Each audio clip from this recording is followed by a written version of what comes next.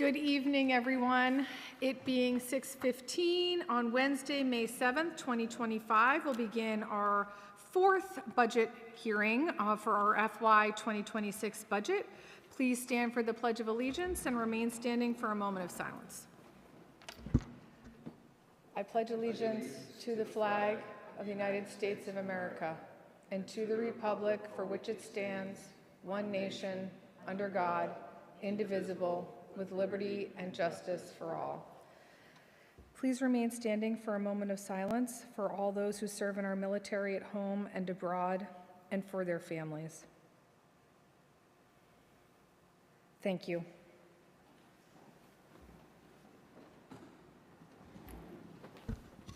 Clerk Semino, can we begin with a roll call, please? Here. Councilor Moran. Here. Councilor Flaherty. Here. Councilor Maglio. Here. Councilor Reynolds. Here. All present. Thank you very much. All right, we have no approval of minutes and no old business this evening, so we will move into the business at hand, which this evening will be discussing, municipal licenses and inspections, as well as the planning department. Forgive me.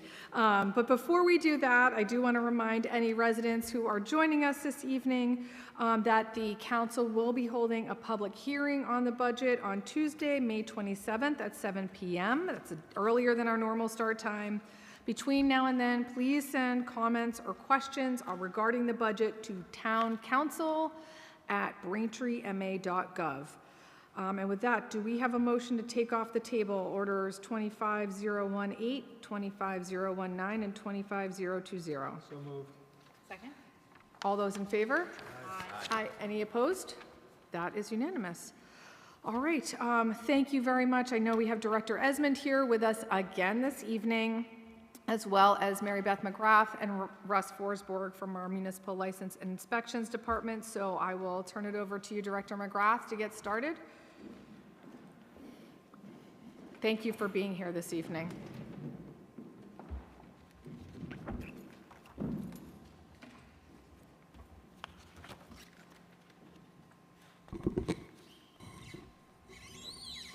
Thank you for the opportunity to appear before you this evening to present our budget.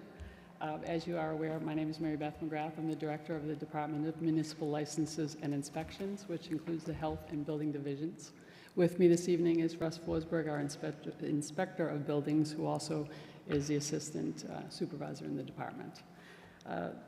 As you may be aware, and I believe all of you are, the purpose of the department, not only are we involved in permitting and inspections, but we also are involved in code enforcement of state, local rules, regulations, bylaws, ordinances. We are also involved in public health enforcement of the same, and code enforcement as well. The department consists of myself as the director, Russ is the inspector of buildings, the electrical inspector, plumbing and gas inspector. We also have a position, hopefully to be filled in the near future, for a local inspector position, ADA and code compliance officer, 2 health code enforcement officers, a public health nurse, substance use prevention coordinator, and then we have our administrative staff as well, office manager. And as far as the budget, level services budget, I did move some funding around a little bit in each line item that may have run, I could see based on balances, a little bit shorter, and then others that had a little bit of a surplus, just to kind of make sure I'm supporting each of the line items. The only thing that says substantially increased is we are looking to try and reclassify the inspectors' positions.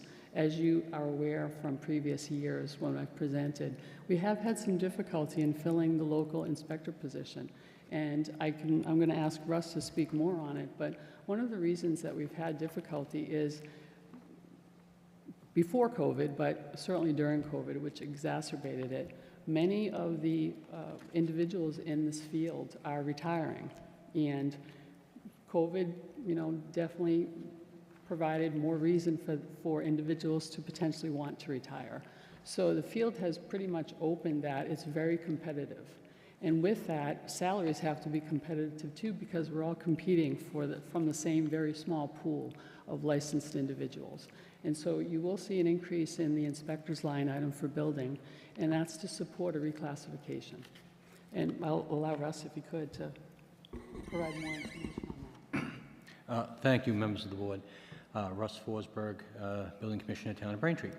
As Mary Beth has alluded to, we are in a, I won't call it a bidding war, but we are trying to be very competitive with other comparable communities on the South Shore and in Massachusetts in general. We routinely will get from the MMA job postings somewhere in the order of 3 to 5 per week for other communities seeking these same positions and unable to. The other thing I would like to bring to this committee's attention is the fact that the surrounding communities to Braintree will shortly be looking to fill all their vacancies, which is to suggest especially their building inspectors are aging out. Weymouth, Randolph, Quincy, and the like, all these communities are facing this exact same dilemma. I meet with these communities monthly, and we go over the same problems, not just in finding like alternates or local inspectors and the like, because fortunately, I suppose, in some respects, the construction economy is fairly healthy, and so persons that would otherwise be drawn into these positions are making more money in the private sector. And again, much like with everyone else there, if that's the case, we need to be more competitive in terms of our salary structure to entice an appropriate candidate.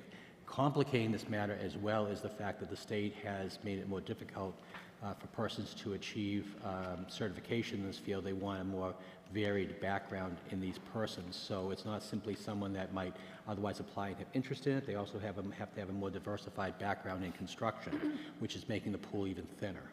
So again, much like with the trades, I'm sure you're aware, they're aging out.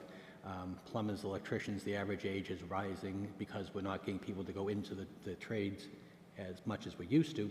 Same thing with these inspectors' positions. We're just not seeing these people looking to take these positions as they used to in the past. Additionally, as part of the department, to continue on substance use prevention and public health nursing. And I'd be happy to answer any questions that the committee may have. Thank you both for being here this evening. I know you cover a lot of ground, so if any of the committee members want to start us off, and we can try to stick to that topic and move along, but by all means, we can go back and forth if necessary. So I don't know if any of the committee members wants to begin with questions they may have for. Thank you, Councilor Reynolds. Start us off, please. Thank you, and welcome both of you this evening. Thanks for being here. It's an interesting problem that you illustrated for us, Director. And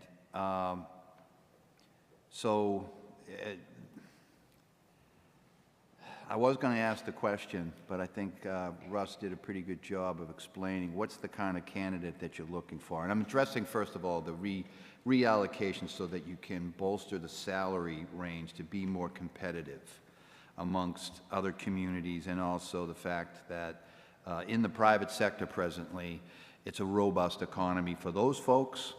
And there is also the same type of a situation, as you said, that they're retiring out and trying to find folks to backfill their positions, their leadership positions. It's been a very difficult thing. So is it just, Director McGrath, is it just the reallocation, and I want to kind of talk a little bit about your reallocation. And looking at your budget, it seems fairly consistent to last year's budget. Not a lot of growth. We all are in that situation, as the other departments are. You also have you had the substance abuse coordinator position. That person retired. Has that position been refilled? It has. So, it has? Yes, it has. We all, within the department, under the substance use prevention program, you may recall we had a drug-free communities grant coordinator. Yeah. And that individual applied for, interviewed, and was successful in transitioning over and became our substance use prevention Right. coordinator. So we're currently, we've interviewed to fill the drug-free community grant coordinator, and that's in process through the mayor's office. So is the salary, who pays the salary of the coordinator? The substance use prevention coordinator? Yeah, is that That's funded through the operational budget. There is through our operational yeah, budget? yeah. In the past, was it funded through grants? The first year was funded through earmark funding. This is years ago, and you would remember. Earmark from the state's Earmark funding budget? from the state. Yep. And then the operating budget was created to be able to support it. Because we can't always rely upon earmark funding. We don't know if we're getting it every year. Right, and this year is a very difficult year at the state budget. Right. And the earmarks are down. Yeah, I mean, we've been really fortunate that we've been able to continue to get it. It has continued to go down each year, but at some point I'm going to assume and possibly expect that it's going to dry up. Okay. Or the monies would be reallocated at the state level to other needs. Great. Yeah, no, and I would agree with you there. Not great, but yes, I agree with you. Right, and so it's an extremely important program, as you are all aware, and Right. an operating budget needed to be created for it to be able to support it if that should happen, those And types of funding. some of the activities that go on, I mean, there have been grants in the past, right, that we have received. And were those grants, if not spent in all in one year, were they carried over or allowed to be carried over? Well, earmark funding has to be spent That I within, understand, the right. year. But- We have, as you may be aware, the opioid settlement funding. Right. And that, we're in the process of going through the, a correct process of doing focus groups and getting information together, like data information together.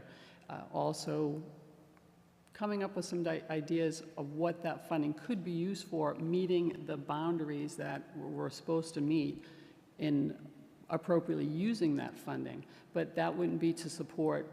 So that's limited to just programming. You can't use it for overhead, We couldn't use anything it to like that? fund a substance use prevention coordinator, no. Okay. No. All right, I'm just wondering, again, another opportunity to utilize, if we could utilize grant money that would free up operating budget money into other areas of the overall licensing and inspection.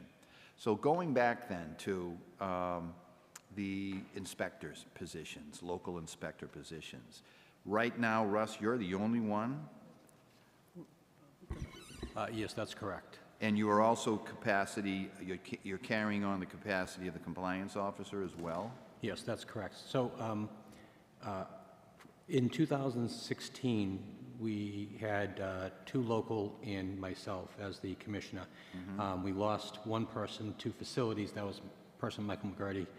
And then in 2022, we lost our other local, which was Michael Halley, who went to the States. So basically from 2022 through present, it's just been myself. Okay. All right. And this reallocation of resources, again, going back to you, Mary Beth, you've taken them out of one area and you've put them over in to bolster the offered salary? No, I should be clear, I should Okay, clarify. yes, please do. So the additional funding has been put into, through the mayor's office and Mr. Esmond, to support a reclassification. What I've reallocated would be within the other portions of the budget, such as telephone, office supplies, meetings and seminars, things like that, mileage. That's where I've reallocated. So, for example, if I needed some extra monies in the motor vehicle account, which is primarily to provide fuel for the vehicles, then I've maybe shifted, based on where we are this year, I've shifted maybe $200 or $300 from, say, a printing line item into that line item to make sure that I would have. I mean, as we all know, fuel seems to be going up, postage is going up. So those sorts of things, I've kind of moved some monies around in those general miscellaneous items like meetings and seminars, mileage, printing, postage, not anything to do with personnel. Great. Okay, thank you. And I did have a question, so thank you for that clarification. I was just trying to get clear in my mind about, are you moving money around in order to bolster the salaries, but where you have clarified for us that it's actually additional funding that you've gotten from the mayor's office in this particular budget? I would love to be able to have that much money to be able to move into a personnel line Right, item, but I right, don't. yeah, yeah. So I want to ask you just one more question, and that is, I'm very interested about the qualifications and the types of candidates. Maybe that's another conversation I can have with you folks outside of this forum. But in terms of why we're here this evening, the motor vehicle line, how many motor vehicles have you? We have 3 vehicles. We have 2 hybrid vehicles, and we have 1 Ford Explorer. It's 2013 Ford Explorer. Okay, okay, and the Ford Explorer, I'm assuming, is necessary to get out onto a construction site, perhaps? Correct. Something Yeah, of that nature? the Ford C-Max are very low cars, and they Yeah. tend to bottom out when we're on construction sites. And are those the same vehicles that your health inspectors would be using as well? Correct. Okay. Yes. The plumbing and gas inspector is presently using the 2013 Ford Explorer, and we were really in a fortunate position that Beld was going to be retiring that vehicle, and we were able to get it from Beld, so. Great. Well, I thank you for your time. Thank you, Madam Chair. Thank you, Councilor Reynolds. Councilor Flaherty? Thank you. So I saw in your org chart that you had a vacant building inspector position, and it's helpful to understand more about what the holdup is on that, because I think you've been working on that problem for a while. Yeah. And I was looking at, so this year's budget includes a list of all of the building permits from FY '23, '24, and the targets for '26, and where we are now in fiscal year '25. And I'm just curious, like, if you are successful in being able to acquire a new inspector, like, how will that change the productivity of the office? Are there, outstanding permits that you just can't get to, or is it just the length of time that it takes you to do it? Or, how will this assist you in being able to do that work better? Certainly, if I might respond to that. Presently, we're able to facilitate the base functions of the department with respect to permitting inspections to this point here. However, other activities that we might otherwise have taken on with more staff, such as going out and doing surveys, if you will, or looking for potential violations or work being done without permit, has not been able to be accomplished. So the things we were able to do in earlier years, we haven't been able to do. And quite frankly, I think that there's a certain portion of revenue that has been lost as a result of that, because people are quite aware of the fact that we have limited staffing and limited hours to perform the tasks. But the other important thing to remember is that within the next 3 years, and starting next year, well, actually earlier than starting this year, we have some 8 residential housing projects of substantial size that will be online that are going to bring in some 1,400 units. Now, that alone will be a significant drain on the available man hours and availability for inspections from the building perspective. We have a complex over at the old registry property, Dalton Water, across from Braintree Lumber. We have the old electric light plant.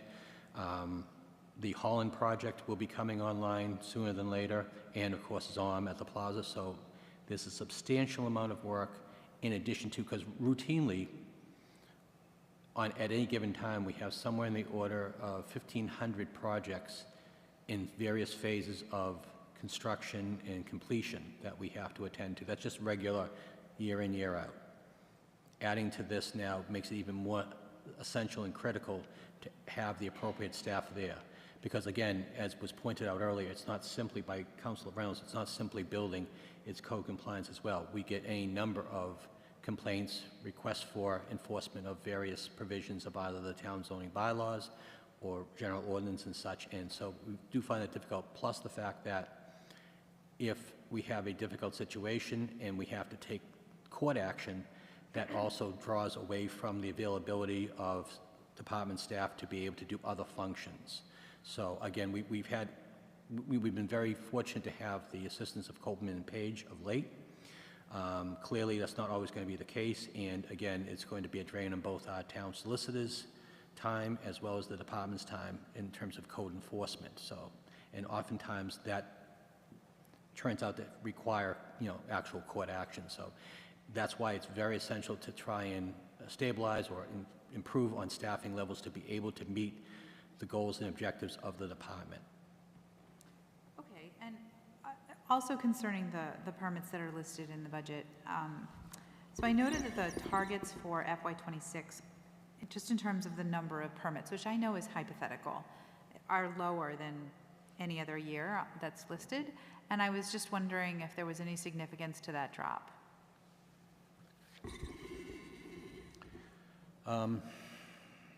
I don't know if that is anything that I could, point to that would, explain that. I think that, quite frankly, as I've alluded to earlier, that I think that certain portion or percentage of work that would otherwise have been permitted and inspected may be going unchecked, only for the fact that we just don't have the staff to, do routine, periodic sweeps of the community to determine whether or not a particular property has a permit unless we are contacted perhaps by a neighbor or something along those lines.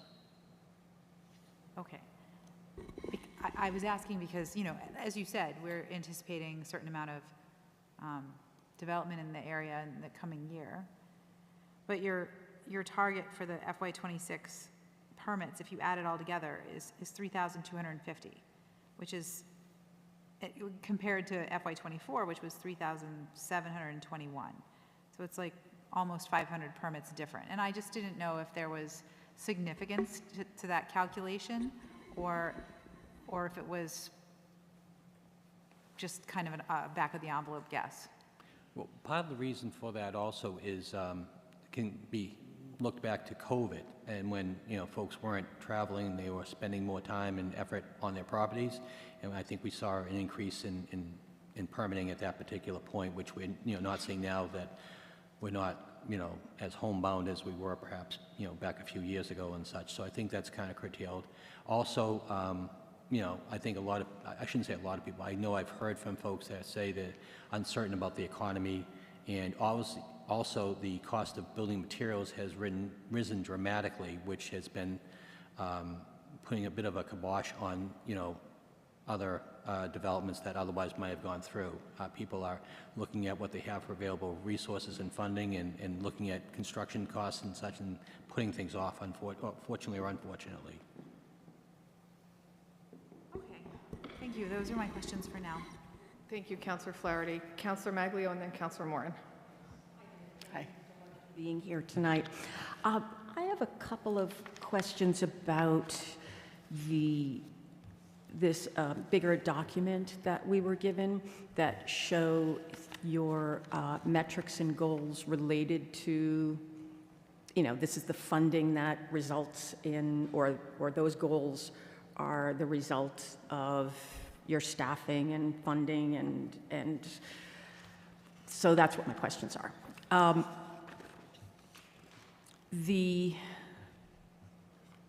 When I look at the goals that were achieved in goals, let's see, for FY '25, and then we look at FY '26. Councillor, I'm sorry, which page are you on? I'm Just for the sorry, rest of yes, 180, Thank you. basically, yeah. So for the building division, just for So- anybody watching at home. For the inspections, let me back up for a second, sorry. sorry, I'm a little Counselor, bit just so we can keep discombobulated. track. No, thank you, that's good. So in the inspections building division, which starts on page 177, when we go past the org chart and we get to the FY '24 accomplishments, FY '25 updates, and then FY '26 projected, which is something I've been commenting on, is it's so good to see the actual details of what is happening behind these large sums of money that fund all the various departments and functions. So my questions here, it's important for me to understand some of this, because I'm curious about, for FY '26, the objective is filling a position. And I'm unclear as to how that is an actual goal. Like, how is that related to the actual functions of the department. I understand that that's a need. I understand it's been vacant for a number of years. I understand that there's an effort to fill it, but I don't understand how that is the top goal of the department.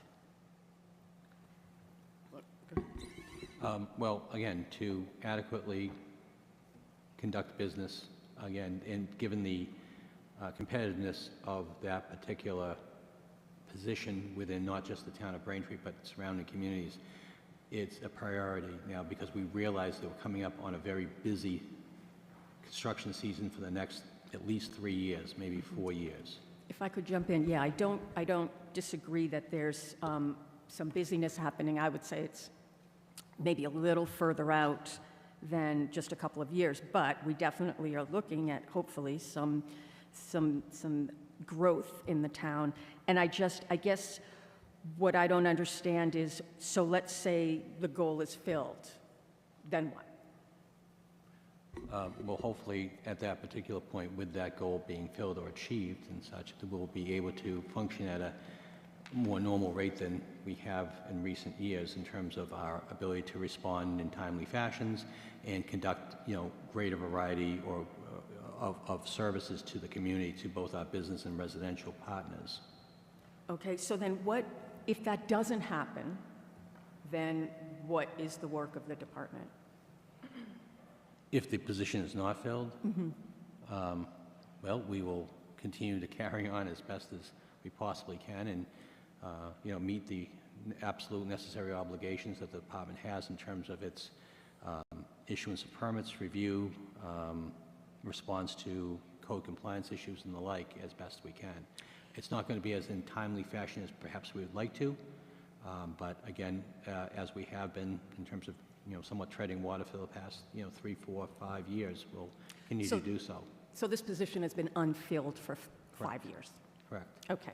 Yep. So these metrics then, which continue to go up, and then there's a dip for FY26, do they include the work of an additional staffer or not? Those are the numbers on Yeah, 181? Yes, I believe they would. In fact, at least in part. They would, Yes, they would in part reflect the additional staffer that we're seeking. what part? I'm sorry, in terms of the permitting, building permits, for instance, because at that particular point in time, we would be able to then go out and do more comprehensive examination of the town to determine where permits might not be coming in. So an additional staff, that role being filled, is included in the metrics for FY26? Yes. Okay. If I could elaborate on that to a degree. When this was created, what we hadn't yet had discussion with the mayor about the opportunity to possibly have additional funding for a reclassification opportunity. So taking that into consideration as well, the building industry is a very fluid industry. So we have to also consider that. It's not always going to be a great year for a lot of different factors. Interest rates, the economy, the surplus of supplies, and the cost of those things are all factors that are weighed into that. So when we were considering this, those are the things that we also included too, or considered, I should say. So it's hard for me to follow that, because if the numbers were always included, evidently we met them.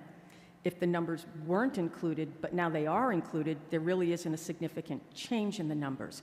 So I'm not sure that I really follow with those trends and metrics, and I would ask that that be something that we take another look at, or you take another look at, or maybe Director Esmond takes another look at, because I'm just trying to understand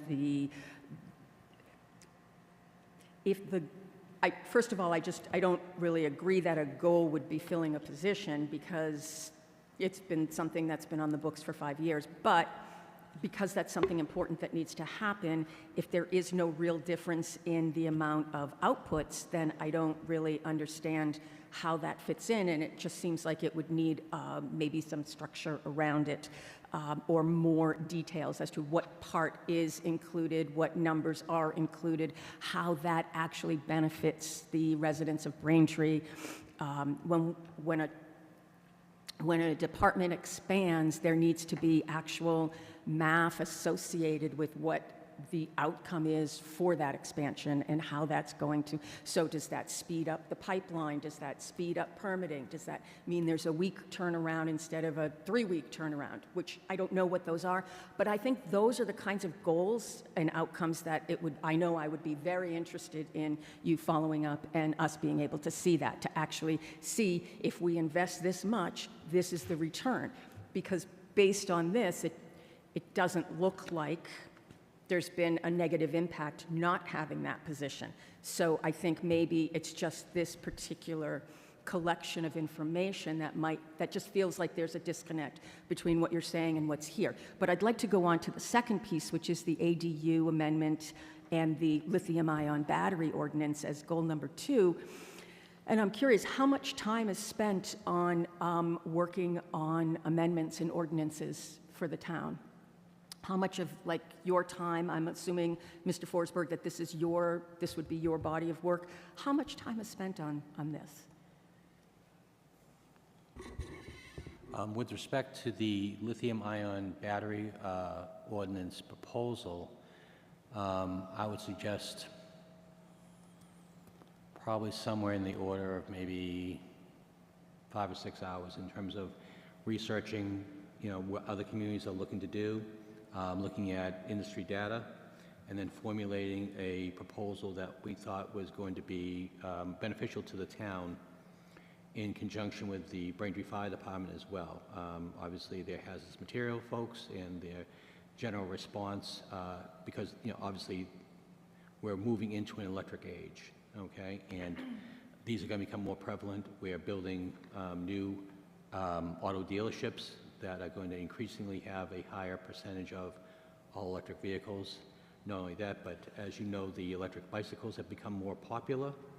If I could just interrupt, because I absolutely understand the need for such a policy. I'm just curious, again, so the second goal is to spend time on this, but that's only 6 hours, according to you. So I'm just, again, I feel like there's a disconnect because this is not really what you're spending a lot of your time on, but this is considered the second goal of the department. No, but it's not the amount of time that's spent on it, it's the importance to the community to have something on the books as opposed to how much time it took to create it.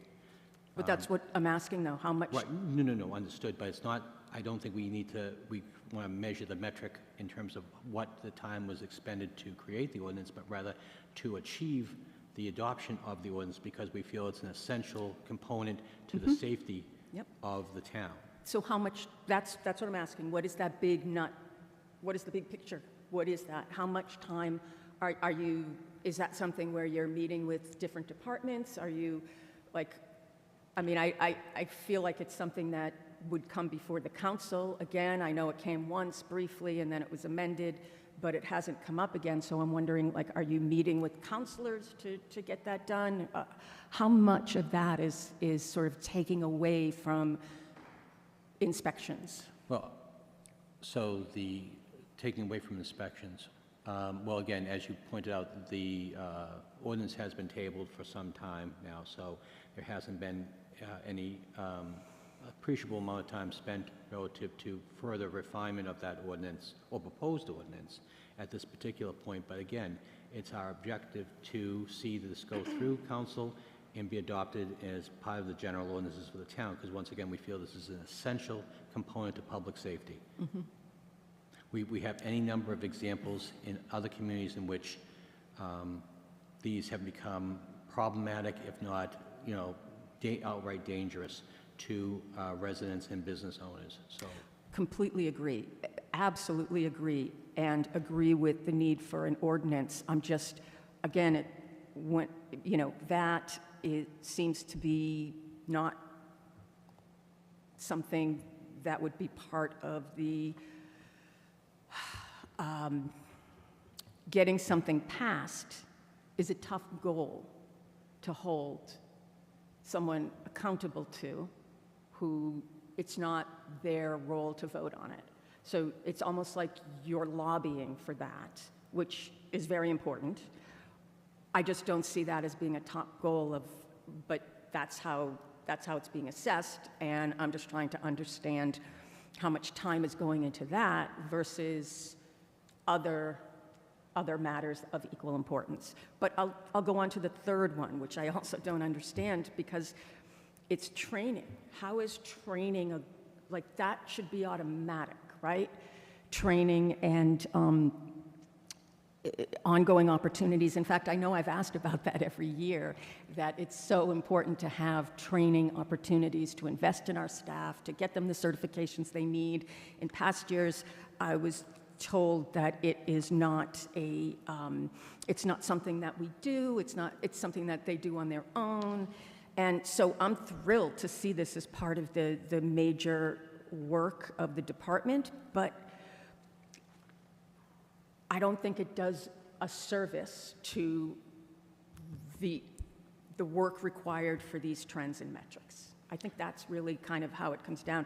And I think that that's another area where how that training is related to new and innovative ways to have our approval system, or new ways to respond, or a tracking tool that lets people know where they are in the queue. Things like that.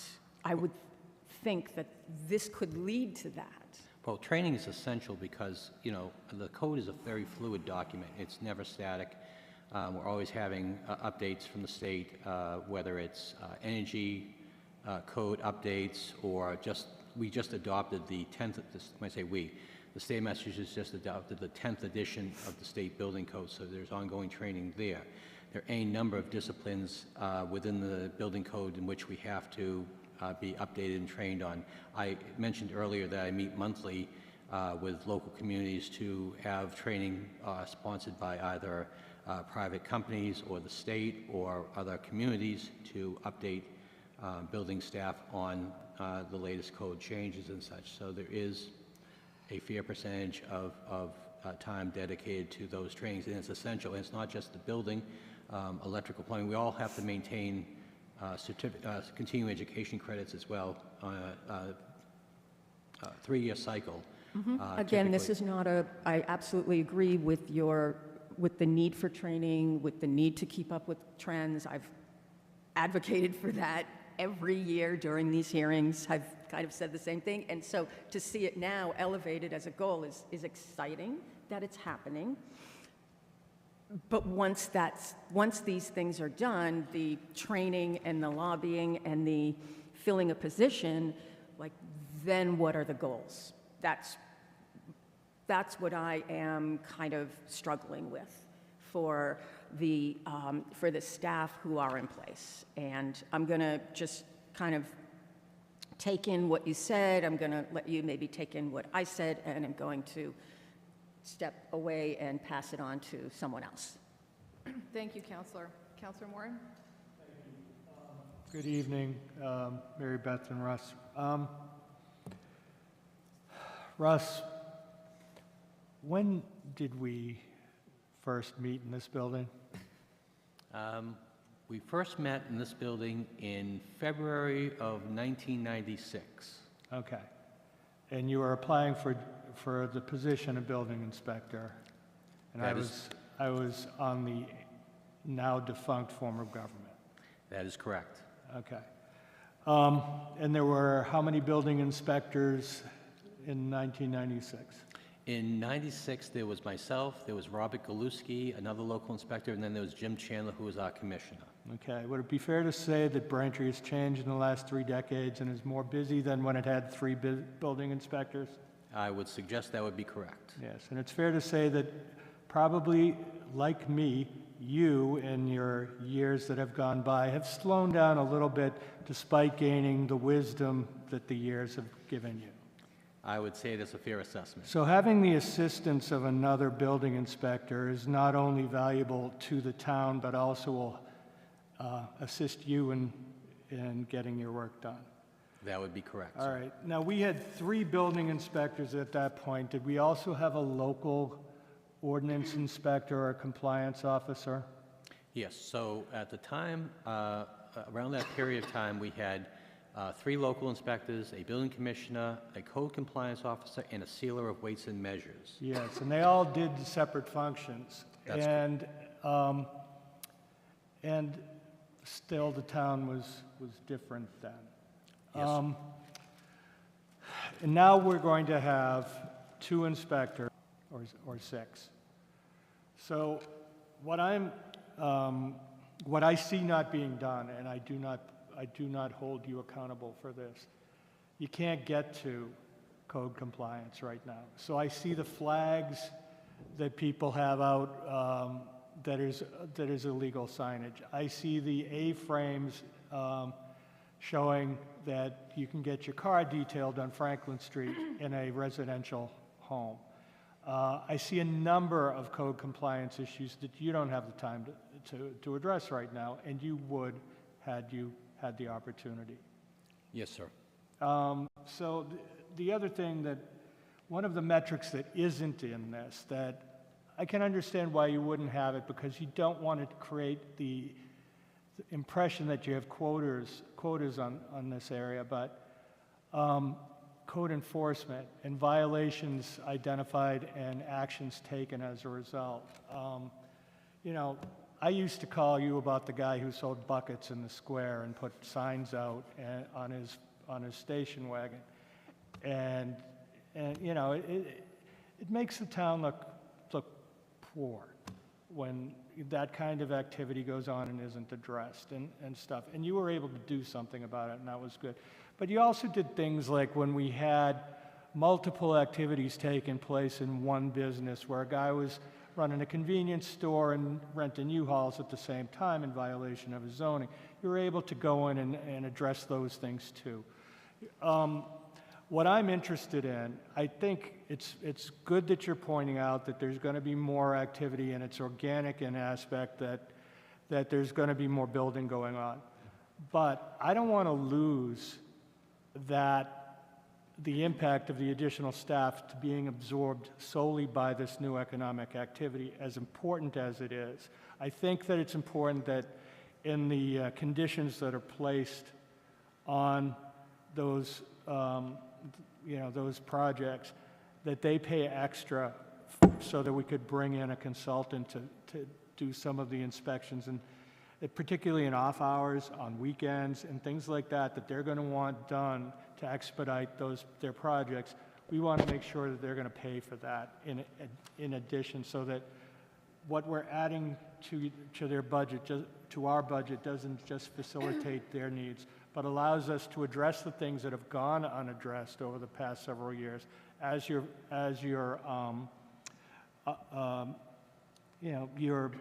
staff has been decreased. I see this as a laudable achievement for you, Mary Beth, that you got this position and you're going after it and you're going after filling it. I think it is essential to the quality of life of this community that this role be performed to its full impact.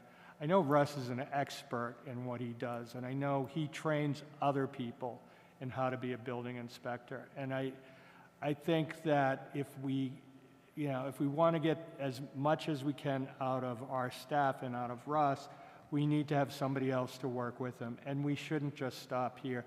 This should be a thing that an office that we don't lose focus of in the years to come. We got to get back to being proactive and not reactive to the quality of life issues that are involved in enforcing the building code and the ordinances. So I'm glad to see this budget, this staff being restored. I will be interested in seeing, I think you are modest in your projections of how much work you will be doing. I think that the corollary to this is when we hired the consultant in the assessor's office to do personal property assessments, and we saw the revenue increase then. So we will see an increase, I am very confident, in inspections and in the revenue that goes with it. And I'm also hoping that we see a correlational increase in the quality of life. So the little things that annoy me with signage and just little blocking walkways with A-frames and things like that. I don't know, I remember going back and forth to Quincy District Court about an A-frame in front of a phone store in Weymouth Landing. We went and went and went, and until it got done. But you don't have the ability to do that now. And I want you to get back to, to that position. Thank you, Madam Chair. Thank you, Counselor. All right, and thank you for all those questions from my colleagues. I have several questions of my own, and thank you again for being here. And I want to echo, Counselor Maglio, and I think I've said it every single night since we've been here. This format of how the budget is presented to us this year is a huge help, and really sheds a lot of light on where we're heading, where we want to be, and where we've been. So along those lines, on page 179, one of the bullet points for FY 2024 accomplishments reads, continuing cross-departmental collaboration, excuse me, involving projects associated with the town's transition plan. For those at home, that refers to our ADA transition plan. And I'd like to understand, the last time I checked the spreadsheet on the website, which has been some time, it was blank. So I'd just like to understand maybe it's been updated since then, but if it hasn't, where are we with the transition plan? What has specifically been accomplished and what's left to go? Well, I do know that, thank you. Do know that Christina works directly with the Department of Public Works. Christina Zanini is our ADA coordinator, Yep. working directly with the Department of Public Works and continuing to update the spreadsheet as we are made aware of projects that are being worked on and then completed. So the So I'm gonna have spreadsheet to look is at the updated website. on, I haven't looked at it in some time, but if Okay. it should be updated, the one that's on the She's website? been routinely updating it. Mhm. Okay. Okay, well, that's good news. And have those projects been prioritized as There- outlined in the Institute for Human-Centered Design? There is a prioritization list, yes. And is it being acted upon? Is there, if they're prioritized, but then are we tackling them in priority order? That's what's happening, yes. Okay. Mm-hmm. That's great. It's a slow process, but it is happening. Okay. I will take a look at that this weekend and let you know if I have any follow-up questions. Thank you. I'm happy to hear that. On one of the other bullet points, it reads, continuing collaboration with the Attorney General's Office of Neighborhood Renewal Division. Can you talk a little bit about what that is and where residents can find information about that? Certainly. So I would take a guess at this. We've probably been working with them for maybe some 10 years plus. And they approached us indicating that they had a neighborhood renewal division in which abandoned properties, residential properties that have been unoccupied, to try and get those back either demolished or back in a condition where they're livable, and maybe turn them over, whatever the decision is on the particular property, and then get them back on the town or city's tax rolls. And so we've been successful in that. What we've also done is, in 2017, we were having some concerns with a large apartment complex in Braintree, an occupied property, and then Mayor Sullivan, we were having difficulty getting compliance on many sanitation, housing code issues. And so I approached Mayor Sullivan to see if he'd be willing to ask if I could engage with the Attorney General's office to see if they'd be willing to assist us with that property. And they were, and to this date, we are still in court on that property. There have been 2 turnovers in ownership over these years, but we're still, and hopefully it's coming to a conclusion here fairly soon, we're hopeful. But we've been engaged with the local court system in Quincy, working with the Attorney General's office and our own town solicitor to continue to seek compliance on that property. We still are working with the Attorney General's office on other properties that have been vacant to try and get those either restored. Typically, they're placed into receivership, and the receiver would oversee, with the direction of the court system, determining what happens with the property. Is it demolished? Is it, what's done with the property? Is it sold and then possibly property flipped?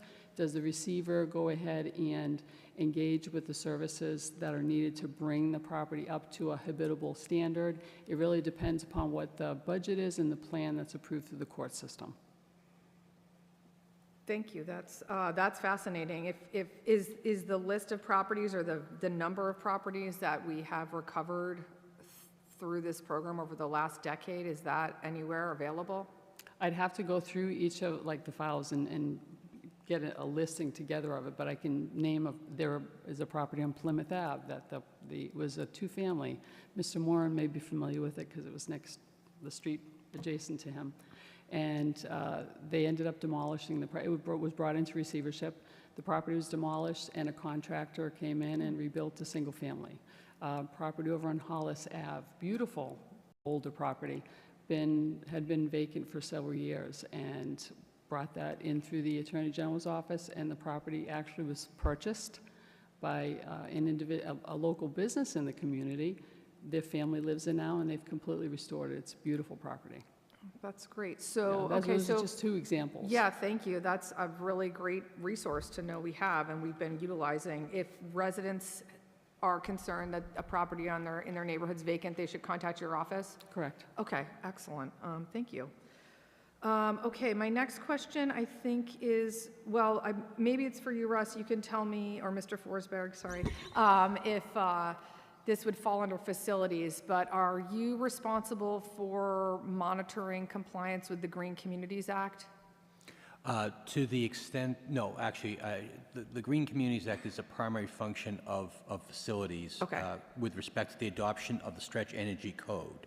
A commitment made by the town upon adoption of the Stretch Energy Code was that they were going to bring their own physical plant into compliance with those regulations. So Mike McGurty has been spearheading that effort working with the state, with federal agencies, and with local contractors to accomplish that.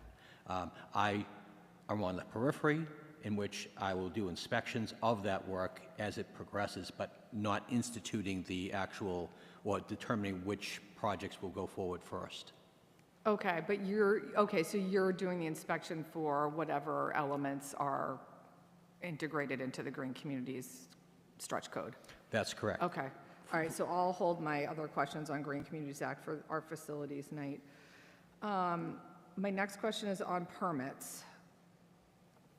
Is the permitized, I know on the website you can go in as just a member of the public and see all the open permits. How frequently is that updated? Well, the permit system is updated daily Okay. in terms of the activities. So permits, as they move through the system, are updated. They go from a pending status to an issued status to a completed status, which is all visible. We have had one glitch in the software, which was that under public view, persons have not been able to see closed permits. We believe that working with our software provider, that has been remedied, because it's particularly important when a property is being sold, because if there are any outstanding permits, the lender is hesitant to go forward with the passing until they know there's no open permits. So in conjunction with the new software that was implemented most recently, we also put in a category, because we used to just simply have the category would read final inspection, but that didn't translate in terms of the nomenclature to the real estate community to suggest that was no longer an open permit.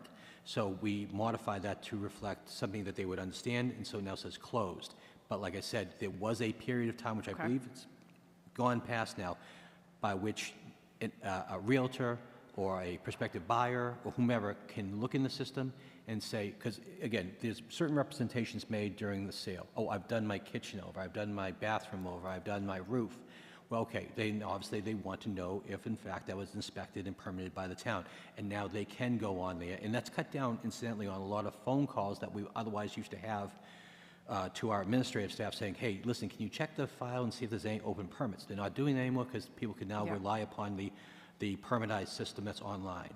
Well, that's a great efficiency then. So if a resident is concerned that work's being done without a permit, they can go, first stop should be the permitize, and then if they still feel that work's being done and don't see the permit in there for the address, they should contact your office? Well, typically what they'll do is they'll go through See-Click-Fix, for instance, and that will Okay. be directed to us. Oh, great. Although we do get a fair amount of traffic either by email or voicemail, with concerns. And again, we won't ask them to go back and file that, but again, we do get Yep. a fair amount of traffic through all three mediums. And again, we'll investigate that typically within either the same day or the next day, and then take the appropriate action, reaching out to the property owner to advise them as what the necessary steps are. Okay, thank you, that's super helpful. I want to, before I turn to you, Mary Beth, with my questions, I want to just wrap up. Hold on, Mr. Forsberg, to build on Councilor Maglio's questions on the goals. I think, and again, with this book in hand, right, it's fabulous because we have a level of transparency that we've never had before, as does the public, which is so important. And my concern with the goals under the building department, especially number 2, is you as the building inspector seem to have a zoning bylaw as one of your goals. So I have concerns about that, and I'd like to understand why you're working on a zoning bylaw, Okay. the ADU specifically. Certainly. So as part of my job title, as the Inspector of Buildings, in accordance with what the zoning bylaws dictate, I am the interpreter and enforcer of all zoning bylaws within the town of Braintree, the final word being that of the Zoning Board of Appeals, should someone disagree with my interpretation of the bylaws. However, with respect to the ADU, it goes far beyond zoning. It has implications to building code especially, and quite frankly, I don't think the state did us a tremendous service in rushing this through last August, because I don't believe I know they did not speak with the BBRS, which is the Board of Building Regulations and Standards, to determine what the possible impact would be from a building code perspective. So when I look at this ADU proposed language, there are any number of building code implications, and not only that, but as the code compliance officer, I can't tell you how many times I've gotten complaints from abutting property owners relative to the erection of a detached accessory structure, namely a shed or a detached garage, in terms of the proximity to their property. And so with the creation of the ADU, and with the anticipation that the town of Braintree is going to pretty much follow what the state regulations are with respect to the allowance for detached structures being converted to ADUs, that's particularly important to me and to the department relative to having a bylaw which is both fair and will not unduly burden property owners in terms of what is going to be necessary in order to realize the conversion of their properties, either primary or detached structures, which is why this particular zoning ordinance is of particular concern and importance to me and to the department. Okay, thank you for that explanation. With all due respect, building codes should not be written into zoning codes, and that is explicitly spelled out by EOHLC. And I guess my follow-up question would be then, did you and/or the building committee submit public comments during the public comment period? I'm sorry, I didn't hear the full question. Did you submit written comments or public comments during the public comment period on the draft regulations? For the ADU? Yes, I actually drafted proposed amendments which were provided to both the planning department and the mayor's office. But did you send them to EOHLC during the draft amendment process at the state level? No. Okay.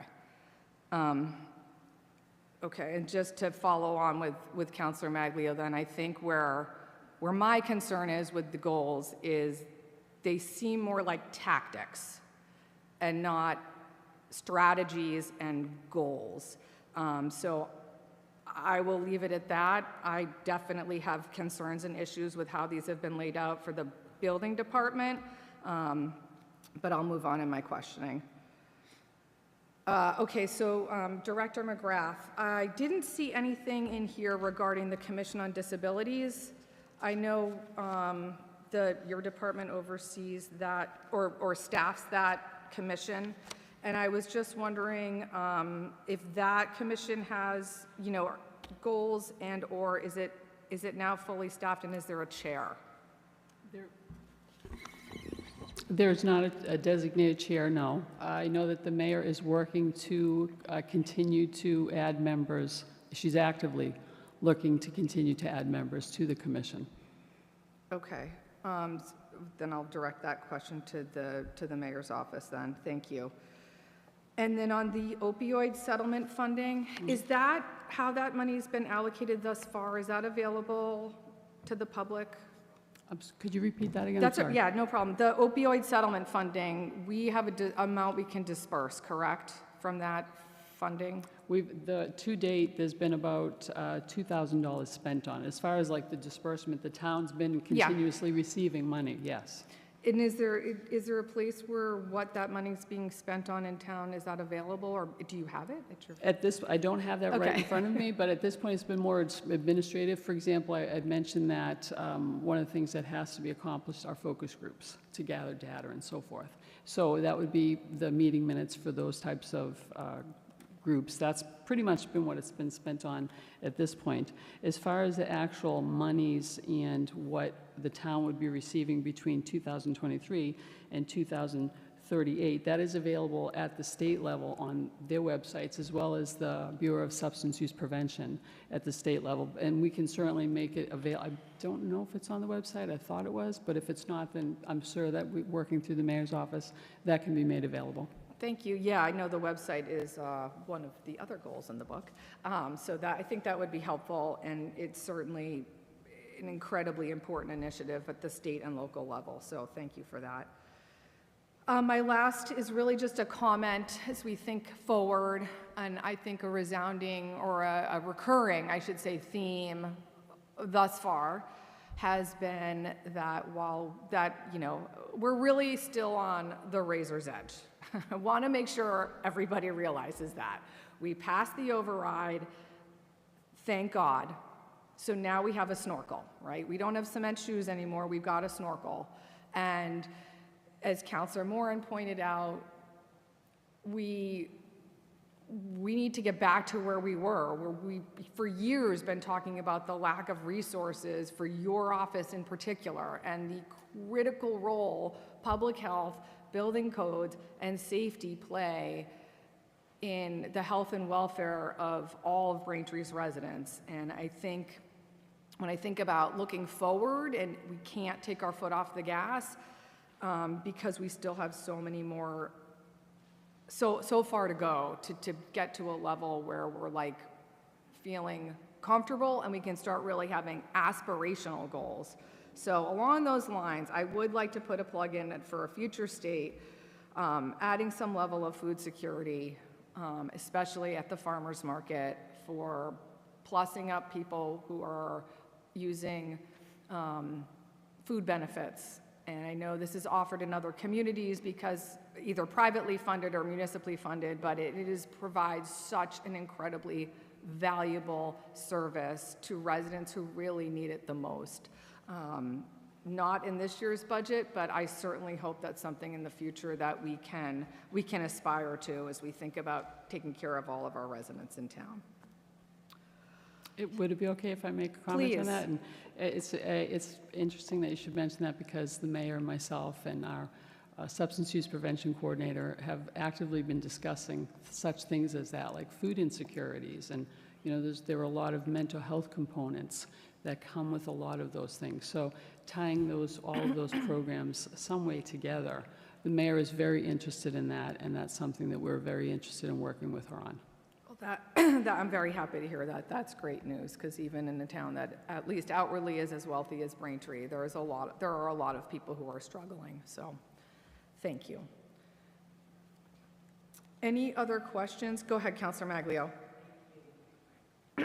So I want to circle over to Health Department. And similar to my comments about the goals for the Building Department, I want to have a briefer conversation about this. When I look at the goals, and also to echo some of the comments that my colleagues made, when the goals don't really factor what's not happening as a result,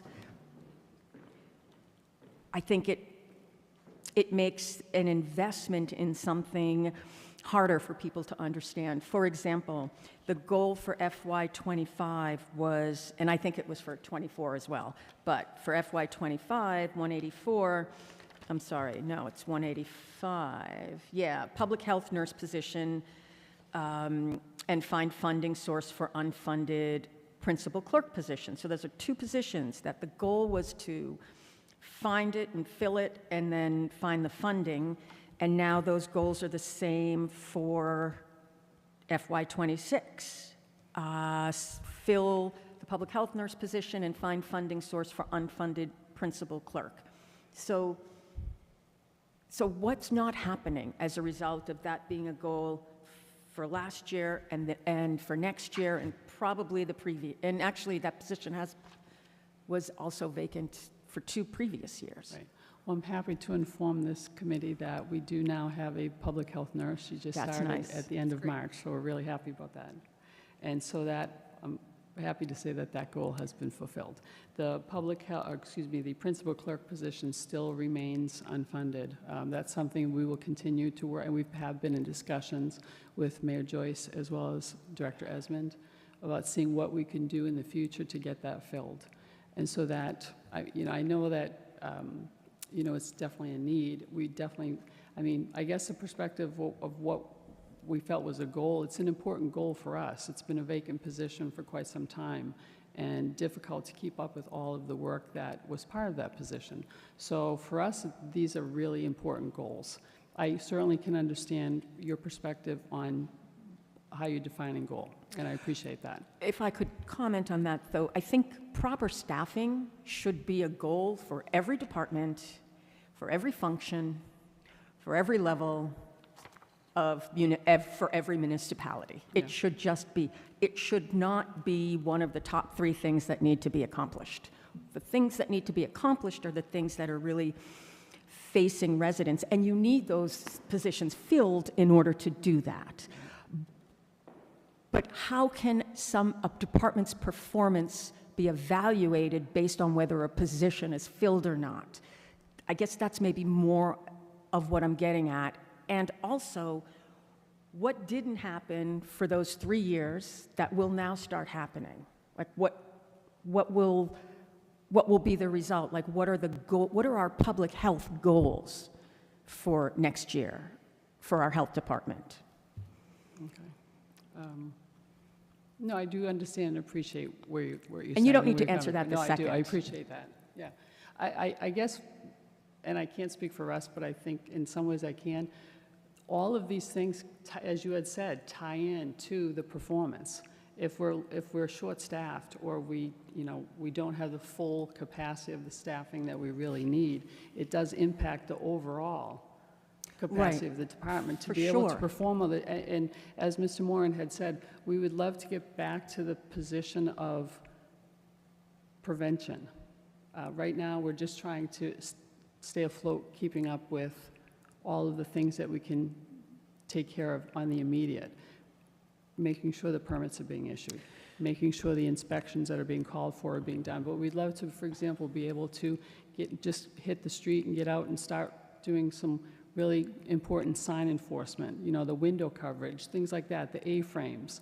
Those are things that, we have to prioritize based upon the staffing that we have, what we can do on a specific day or a specific week, et cetera. And so those are things I would love to see happening. So those are the things that I would love to see as part of our goals, because those are really the functions of the health department, the building department. It's not filling positions. Every department needs to fill positions, no matter what the position is. And whether it's 10 positions that are unfilled or 1 position that's unfilled, doesn't give us any sense of what's happening, what's not happening, what should be happening, what could be happening. Are we losing money? Are we saving money? Are we investing? Are we not investing? It just doesn't paint the kind of picture that, fill positions, train staff, and then staff development doesn't talk about how many permits, or no, I'm sorry, not how many permits, how many hours will be spent doing sign enforcement? How many hours are spent looking at an ordinance, researching it, developing a position statement, and then shopping it around? It's how much time is spent on Skyline, which is mentioned in here a few times. What is the percentage of time, and how could, and is there a goal around those kinds of more substantive parts of the functioning of these departments? Right. I mean, this is public health, this is code compliance, building. These are pretty critical functions of a town that, at a time where there's not much money to go around, and where are the investments that will actually bring a greater return? I'm guessing in filling these positions is where there's going to be a greater return. But it's a guess, because because there's no difference in the numbers, there's no difference in the performance, and even though the positions were unfilled, the salaries are going up. So I don't understand. I'm just not following the math on this, and maybe you and I could talk on the side about this a little further, because the impact of not having these positions filled needs to be very clear to us as a voting body and to the town as residents. How is this hurting the town? How is this costing us more money? And that's what I'd love to see in our next iteration of planning and budgeting. I appreciate that input. I'll leave it at that. Thank you. Thank you. Thank you, Counselor. Any other final questions for health and building and code compliance? Okay, thank you so much for being here. We appreciate your time and all you do. If I could mention, I do have a I'm sorry, revolving. go ahead. Wait a minute, Clerk Semino, were Yeah, you saying the same thing? We have a revolving account, thank you. Any questions on the revolving account?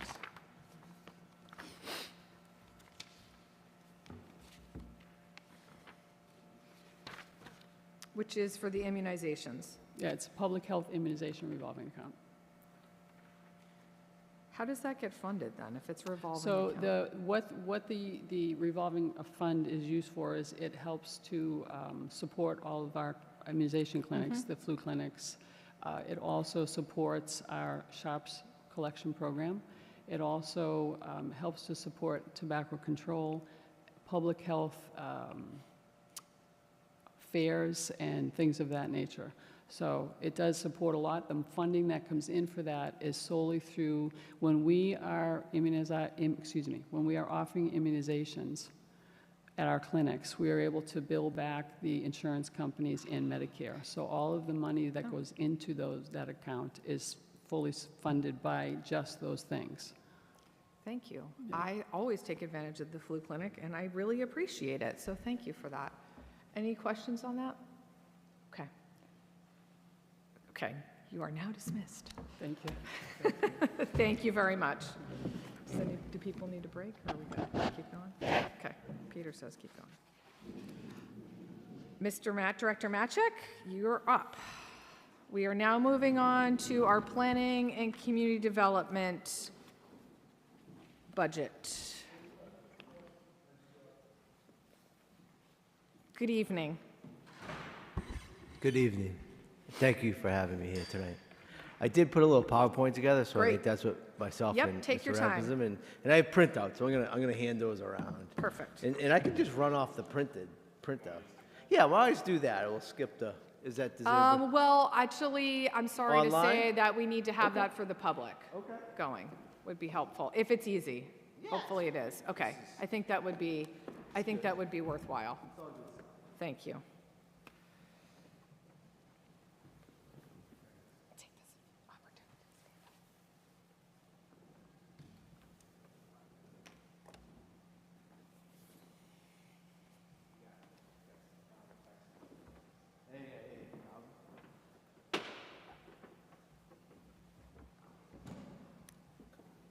We have to do the CPC, don't let me forget.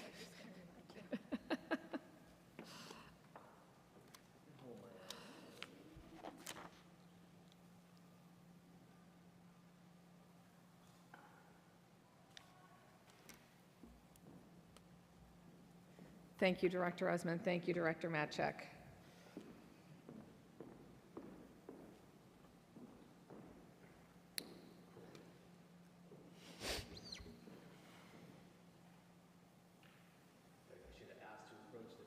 No, that's only for Peter.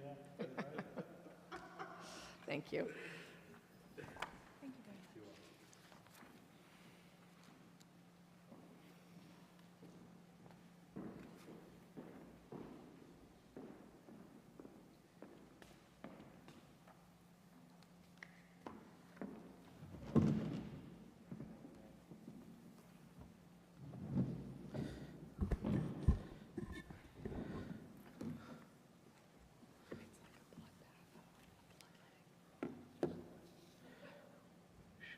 Whenever you're ready, Director. Okay, Thank thank you. you so much for having me here tonight.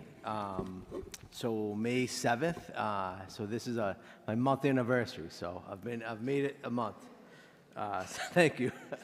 So with that said, the budget was obviously submitted, I believe, by Assistant Planning Director Connor Murphy prior to my arrival. So I am here tonight to look at it and present it to you.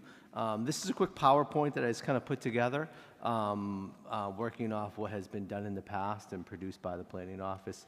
So as you can see, myself, the Planning Director, in addition, we have the Assistant Planning Director, Conservation Planner, Laura Morrison, who I want to, since we're on TV tonight, I will give a quick shout out. She did a great job this past Saturday at Beautification Day. I was able to see a few council members there, but it was a great, successful day. There are two positions that I've learned that have been unfunded for a number of years. That is just a stated fact. And then we have Louise, our beloved office manager, and also Elizabeth Manning, who is our CPA manager. She works 14 hours a week, paid for out of the admin account of our CPC. Boards and committees that we staff, Planning Board, Conservation, ZBA, and then other boards do include the Master Plan Implementation Committee. I believe that is still in the works to be put together. South Shore Home Consortium, Metro Mayors, things that I'm still getting involved with, and I look forward to taking part in projects here that that have been looked at and kind of been ongoing the past fiscal year. It would be the Armstrong Dam. I do want to note that Armstrong Dam has been removed, and the boardwalk should be open by the end of the fiscal year. So it's coming up pretty quick. I drove by there today, and they're making some great progress.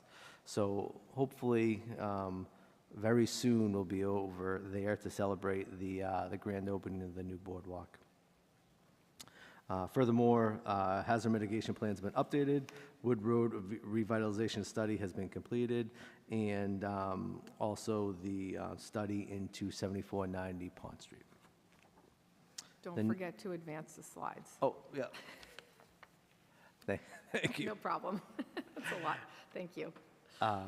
This is just an overall kind of outlook of the budget comparing to the last few fiscal years. I believe this was level funded. No dramatic changes were presented. There was a decrease in the administration of the planning office. That was just a decrease of one of the admin accounts over the last few years. There seemed to be, could have been reduced, and so I believe with the help of the finance team, that was reduced to an amount that we thought fit. Moving forward, just want to put a quick note in. So the planning board this last fiscal year up until 4/30/25, we had 12 applications, total revenue $93,000. ZBA, we've had 20 applications, total revenue a little under $10,000. Conservation Commission, we've had 9 applications, and that has, total revenue is a little over $14,000. The 2 pictures here are the Allen Street development, which is under construction. That is 56 units. That's a mixed income property development. That development is happening by the Wing Company in partnership with,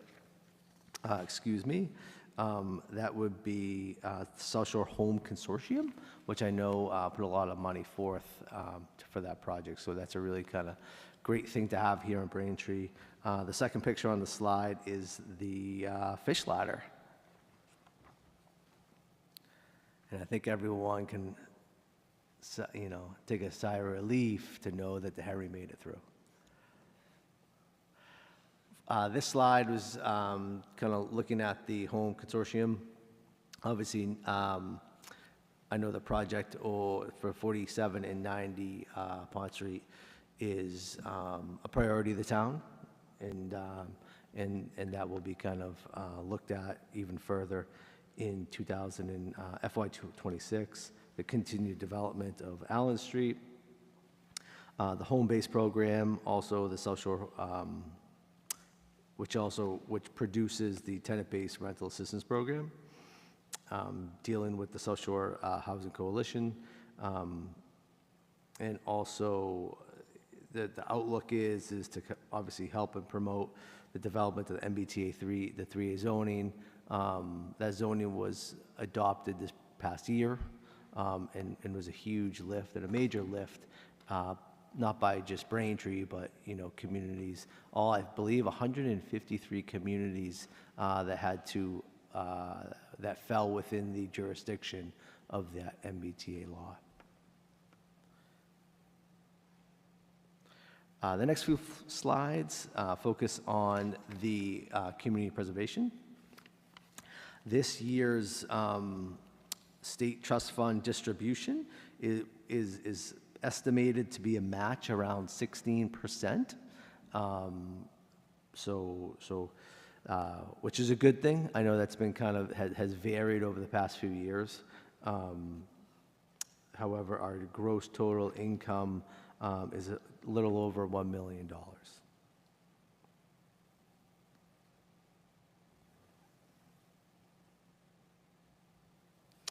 Next slide, moving on, is just a list of recent projects. This slide was put together by Liz Manning. Kind of looks at the projects that have been approved. I will put a plug in for Independence Manor window project. I was on a site visit there on Friday, and that is getting done. And they're putting in some beautiful windows into the building, which really needed some upgrades. And so we were actually out there with a team from EOHLC that actually want to see the project. And it was great just to meet the state, and they obviously would like to see, they like to come out and do site visits too and see work in progress. And so they're, forgive me for not knowing the direct directions, but if you go around the property, you will be able to see some brand new windows, with white casing kind of put in, and when you go inside and you can see the difference between the old and the new, it is tremendous. Other projects continue to be developed and obviously monitored by Liz Manning, our CPA coordinator.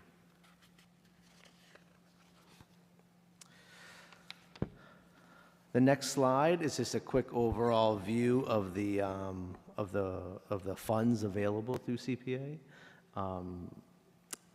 Right now, to date, it's about $1.3 million that's available for appropriation.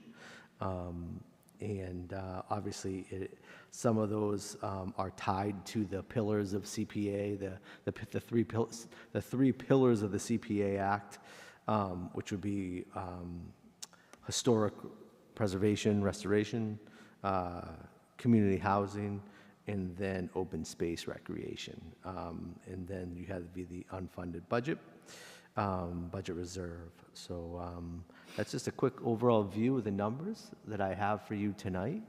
And that is my last slide. So I will hand it back over to the council to ask any questions that you may have. Thank you very much, Director Matchek. Appreciate that overview. Very helpful. I will open it up to my colleagues on the council for questions on planning and community development. Councilor Flaherty? Thank you. So I was looking at the,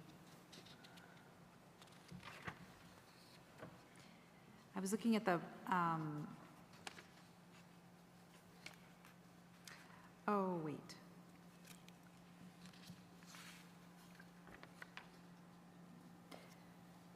We have filled the zoning planner position.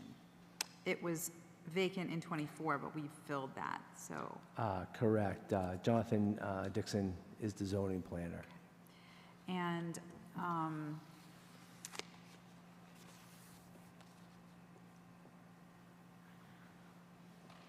no, I'll pass the baton to the next person. Councilor Reynolds, you're up. Good evening, Director. Thank you. So, another department that has faced some budget challenges as well as staffing challenges, and we've got a few projects now coming through and that have been, I know one in my district, the St. Thomas More project, is underway, having been approved. You're looking at the South Shore Plaza coming online, and and this all has to do with economic development, because that's really my focus here, is the economic development. And I know that the town, and maybe Mike, you might be helpful here, because economic development was and is a part of your department, community,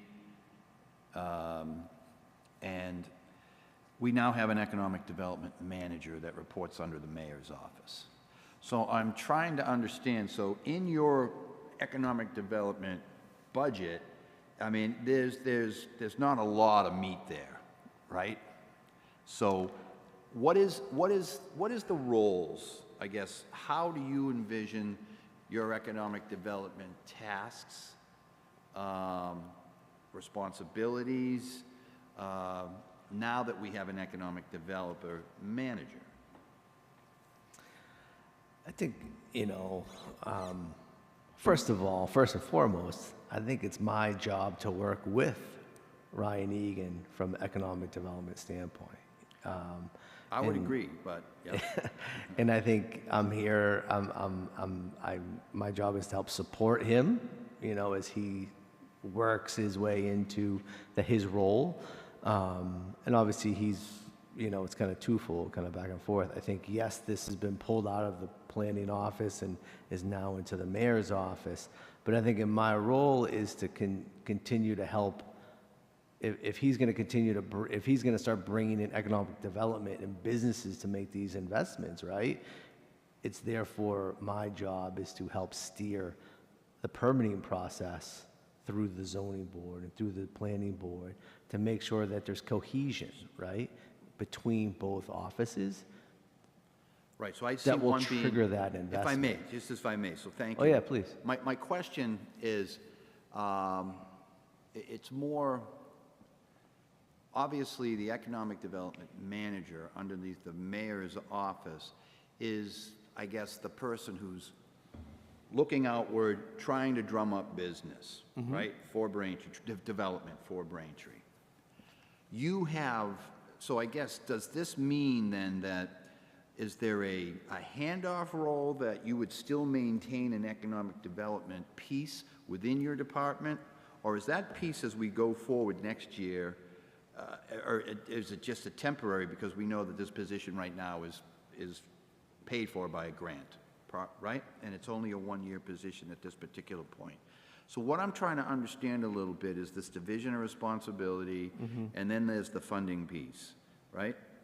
So I don't know who would be best. Maybe, Mike Esmond, you want to take a shot at it first?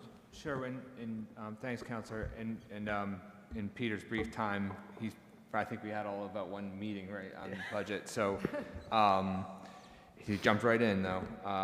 We actually discussed whether we would transfer this funding this year. I mean, I probably would just wait that, you know, as you can tell, and I think you noted, it's 6,100 in the department. I think also in realistic sort of what those dollars are actually used for, you can see that, you know, some of it has been used for under data processing, that's really computer, those types of replacements.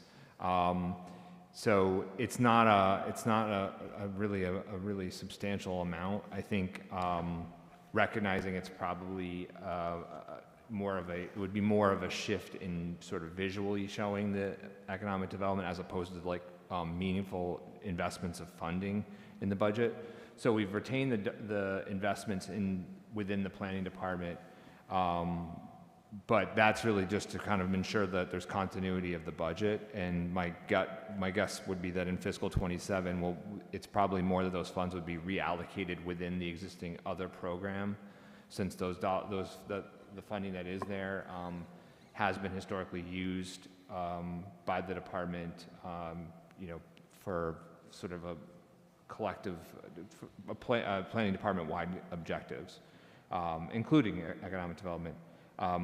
I think really we don't have a general fund funded economic development budget under the mayor's office. What Ryan's role is, and he's funded again through the grant through next fiscal year, is really convening, collaborating all the different things, particularly in the planning department, but in other areas as well, in finance as well, so that we have, you know, one sort of central convening role. And so I think it's less, you'll see it less in the budget structure. But I would think that in fiscal 27, as we also address the longer term funding requirements of that, you would see that reflected structurally under the mayor's office in the budget, you'll see that there. Okay.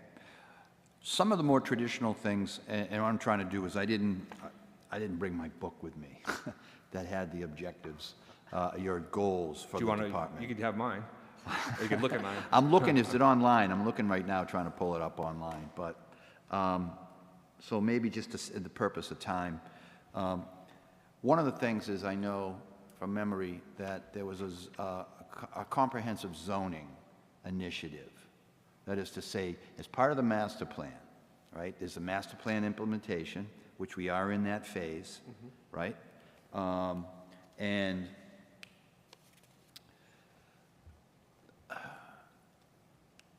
zoning is a big piece to look at our zoning, our archaic, I've said this numerous times, our archaic, out-of-date zoning, okay? The set of rules we have.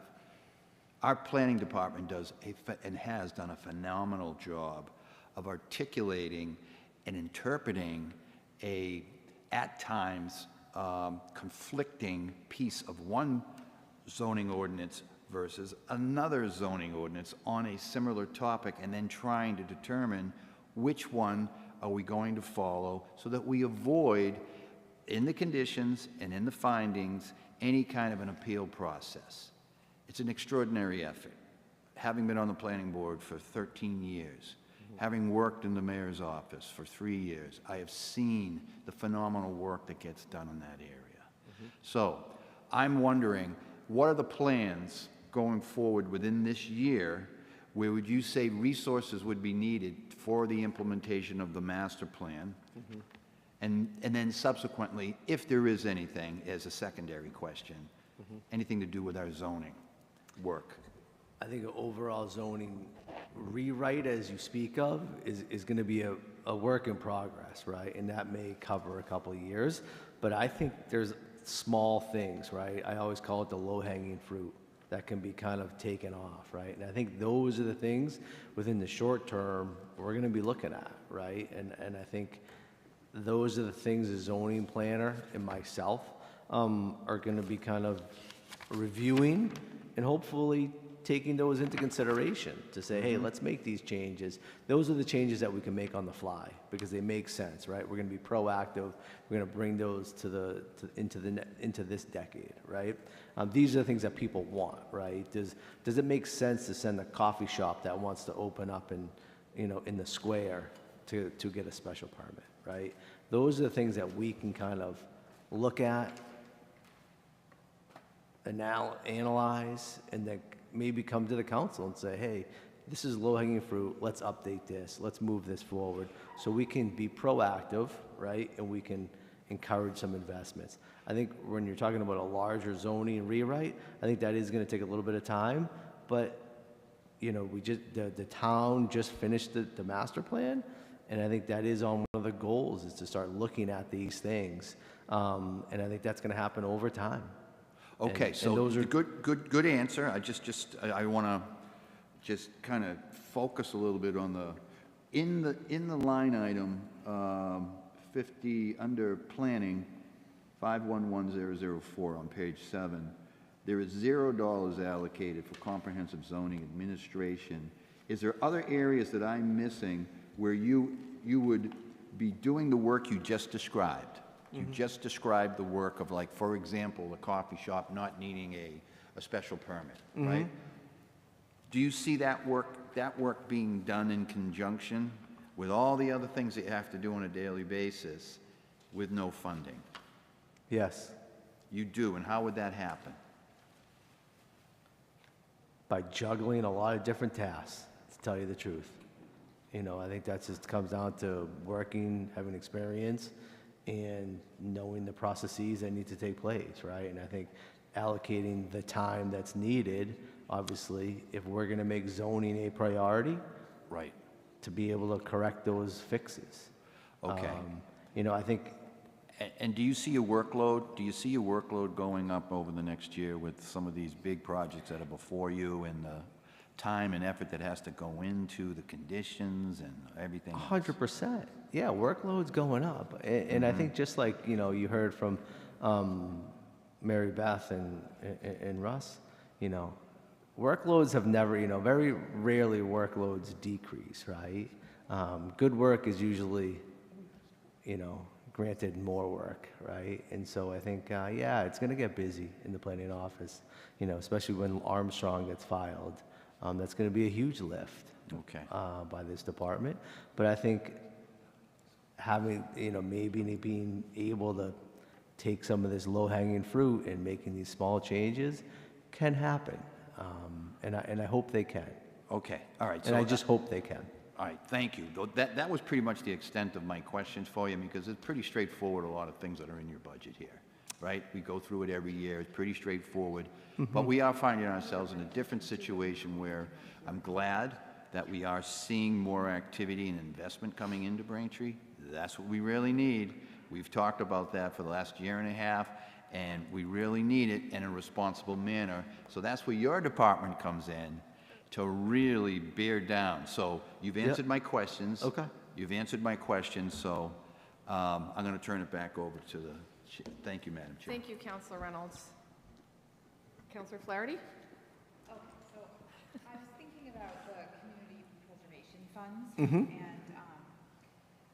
I'm wondering, I've read your goals, and I didn't see a goal related to having kind of a long-term plan for community preservation. And I don't know, who would be responsible for that, and do you have any thoughts on it? How to disperse My those funds first over thought time? is, yes, the town of Braintree should have a plan, right, in place, to how are we going to spend millions of dollars, right, millions of taxpayer dollars. Where do those locations want to go? I believe, Liz Manning works 14 hours a week. She does a great job. I'm still learning more and more every week about the CPA history here in the town of Braintree. But I think it makes sense to have a plan. I think I've touched base a few times with Liz on a plan. I cannot sit here and tell you that, oh, it's underway, or it's almost complete, or, it's in the process. I've been to one CPA meeting so far. Seems like a really good group. But from my instinct is to say yes.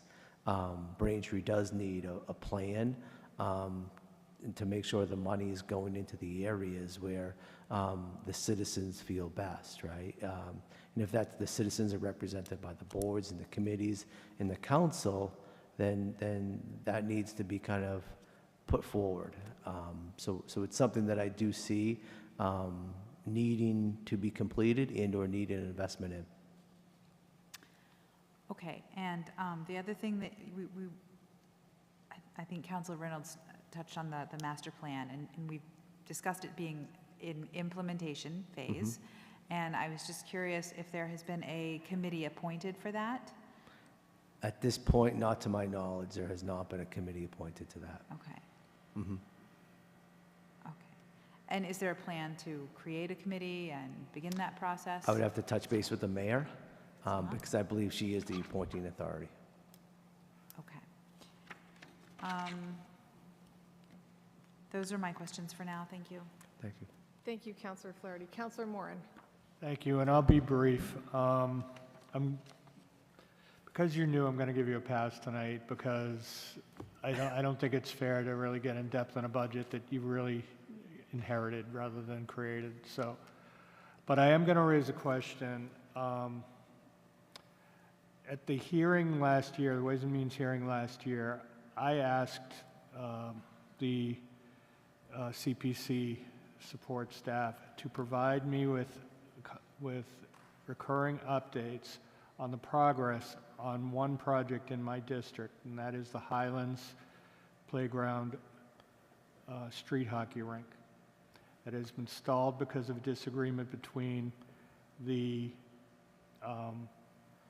town, the engineers thinking that the plans are insufficient, and the vendor who was hired to provide the plans. And I said then that I wanted to see some progress on it. I've heard nothing from the CPC office on this in the intervening year. Okay. And nothing has been done. And let me just let you know a little bit about this. This is a project that is memorialized to a former student of that elementary school who died very young. And it was dedicated years ago. And the RFP went out years ago. And the work started years ago. And my predecessor on the district council wrote to me and said, I hope you can get something done with this. And I thought, sure, no problem, because in several communities that I've worked in several roles, it's not hard to get things moving on a stalled project if you care about it. You just have to put in the time and bring the parties together. And nothing's been done. And so, Mike, the council doesn't have the authority to reduce the administrative staff of the community preservation, correct? That's up to the committee. We don't have any authority over the community preservation funds. Yeah, correct. Council, I believe that's correct. I mean, essentially, the funding allocations that you do approve are at the sort of the fund amount level, not necessarily targeted for that purpose. Okay. Because if we had any authority, I would be moving to defund the position because of the lack of response that I've received on one project. It's nice that we know that there's new projects that are going on. I want to know what's going on with the old ones because I'm sure that that's not the only project that's just hanging out there. Okay. So I think what we're going to probably do, and I talked briefly to the chair about it, I'm going to ask for a hearing night for the council or for the appropriate committee to get, just to get more communication and more action, quite honestly, on outstanding community preservation projects, because it is my impression that I'm not the only one that's been waiting on some things. It's great to see Independence Manor movement, but that's really their project, and we gave them money. We're not running that one. The town's running the street hockey rink one. And quite honestly, if we can't either pick it up where the vendor left off and get the job done so that we can get the work moving, or hire somebody else to get in and refund it so that it can get moving again, but nothing's been done. And so that's my only question. It's not really a question, but this is a big concern of mine, that it hasn't been addressed, and it's a disappointment. Thank you. Thank you. Thank you, Councilor Moran. Clerk Semino, do you mind taking that as a follow-up for a referral? Thank you so much. Councilor Maglio. You, and happy 1-month anniversary. I am just going to ask for a couple of things. I would love to, offline, maybe get some follow-up on the temporary housing subsidies for low-income families. Okay.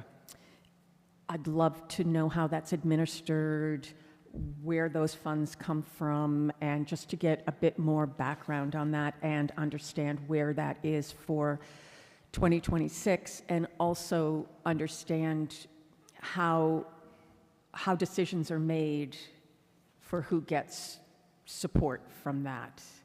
So I don't think we need to go into detail now, but I would love to get more information about that, some background. Second thing is, and this is more of a general comment that I think I may have raised at the Ways and Means meeting when you first joined us, and I think right here is a good spot to put out a reminder for it. One of the things that we hear a lot about from residents is understanding what the process is for different things. Somebody wants to replace their deck, somebody wants to put in a shed, somebody is looking to renovate their basement, and it is unclear to residents what the process is to follow. And what I think people need is a checklist to follow. Often what happens is people will go in and say, what kind of approval do I need? And then there could be multiple visits. It might not be in writing. It might be something that's communicated verbally, or maybe there's a quick email, but there's nothing really, there's no official guideline. It's how do I? Yes, and that I could follow that, I want to put on a second floor, like totally separate from ADUs or anything else, or rezoning or anything else. Just as it stands right now, how do I build this, change this, renovate this? What do I need to do? So I'm going to put that out there as great something idea. that we need, Okay. and that I would love to see worked into one of these goals somewhere. I mean, there's a lot here, and they're good, they're measurable, they're specific. I'm thrilled to see them, and they're all really important. But that ease of use for residents, I think, would be the key thing that I would be looking for out of your department this year. Okay. I agree. I think that's a great point, and I think that's something that could be worked on, and brought to fruition. How do I? Yeah. Today I was on the phone and someone said I couldn't pull up a zoning map. Well, Braintree has a very robust website, GIS website, but maybe it's something just to break it down even more simpler, just to do a PDF and put a link on. So I understand your point, and I think it's a great, the note is taken. Great, okay. Other than that, I think I'm good. There's a lot here, and good luck in your, good luck getting it all done. Thank you. I appreciate it. Thank you, Counselor Maglio. Did you have more, Julia? Okay. I have a couple of questions. I do want to echo some of Counselor Moran's frustrations on stalled CPC projects. And I think when we do have our CPC administrator, and hopefully you can join Director Matchek, as I'm looking at, again, the goals for FY25 and FY24, plan and prioritize the types of projects the community would like to fund. That's goal number 1. That's objective number 1. And the second one, review and recommend 3 CPA projects. I guess, you know, I would ask, like, why 3? Are they going to be 1 in each bucket? You know, spend community preservation funds. How much? How much should we be spending every year? Do we want to spend $1 million a year? That's about what we get. Or do we want to spend more? Or do we want to spend less? I think the CPC funds, CPA funds are an awesome resource for our community and frequently fund projects that frankly would otherwise like go by the wayside, right? Cemetery restorations and street hockey areas and all the things that and then ball field upgrades. It's incredibly important, and we're lucky that Braintree voters way back when voted for the 1%. Some towns vote for even more. So I think it would be extremely helpful to really understand in detail, and so we can amplify the importance of this fund and what it means to our community. So I'll just add that to your introduction to the future meeting. So thank you. And then the other comment I have, again, I appreciate that these goals are within your department, and they are goals and they are measurable, and I think it's super helpful. I mentioned to the Chief of Staff when she was here, and I would like to also mention it to you, Director Matchak, because of the scope and breadth of your department, that what I would like to see next year, and I hope we can get there, is like, we need some environmental goals. None of our goals touch on carbon reduction. None of our goals touch on energy reduction. And I'll get to the Green Communities Act when we go to facilities. But, you know, are we aiming for EV and EV-ready spaces in our planning documents? Are we aiming for rooftop solar in our planning documents? How are we helping to ensure, because we are a municipal-owned utility, that Braintree does not fall behind the state's legal mandates? And I think for getting to net zero, which is only in 25 years. The work that your team oversees with new development is vital to these efforts, and I just don't see anything in here today that gives me confidence that we're thinking about this stuff. I understand. I loudly hear your point. Thank you. These are things I've discussed in my past. There are things, you know, just white roofs, you know, solar adaptability.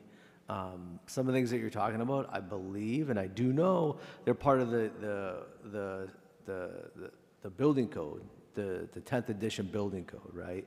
And those are a lot of the elements, right? Solar-ready buildings, right? We should have white roofs. I believe it's 20% of all new parking lots need to be laid with conduit for EV charging stations, right? Talking about ZOM, right? ZOM's going to have a fair bit of EV chargers within their parking garage, right? And so I think some of those green sustainability themes that can be pulled out of just the building code alone. I think other elements could be, you know, composting program, you know, sustainability management. And so I think that's a whole other conversation that, yes, it's not in this document. Am I able to have those conversations? Yes. Right now, I don't know if my department has the ability to develop a stormwater, what did I just say, a composting program. But I think those are something that needs to be on the mindset of you, the counselors, in the community, right? Because those are important things to obviously hand off to the next generation. I know I compost in my community and I bring it to the transfer station. It's just what I do, right? But those things, those doors could be opened and those doors could be kicked down, I would say. Well, I'm very heartened to hear you have that top of mind, so thank you, including composting. And I appreciate that, and I will look forward to learning more, and hopefully we can support your work in that effort. As a specific ask, would you mind sending through the clerk of the council confirmation on the EV make-ready for the Motel 6 property? That lot was laid with conduit for EV charging? I'm not sure it was, and I'd just like to be 125 Union Street. Yeah, 125 Union, yep. Yeah, thank you. Go ahead, Councilor Maglio.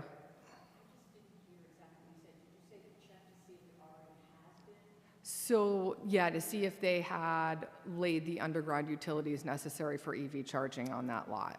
And is that is currently a requirement, or that's a goal? I don't know. I think that was sounded a like you thought fact. it was a requirement. I think you're looking for a point of fact. I am looking for a point. I can look into that. Okay. And- It and sounded I like can- it was a requirement for new parking lots, of which that is. So, to my knowledge, to the best of my understanding, that the building code 10, right, requires EV charging stations, right? Looking at that development, I know that parking lot was installed at some Yep, point. last year. If that comes under building code 9, right? I can't speak to what that building code, but I will pull the site plans and I will happily mark up the site plans and get them to the Thank you. clerk. Yeah, and I think then that would be She can helpful. Thank distribute, you. just so you know. Yeah. And if there's not, I'll ask why and I'll get you that information. Appreciate that. But obviously, yes, all that stuff should be kind of top of the mind. And even solar canopies could be top of the mind too. Mm-hmm. This is the first community I've worked in with its own electric company with Bell, which is obviously a huge asset. But that's a whole another item that could be discussed is, how does solar canopies get kind of weaved into sustainability and in the town's sustainable efforts. Thank you so much, Director Matchek. Appreciate all that, and we'll look forward to our future meeting. Any further questions for Director Matchek?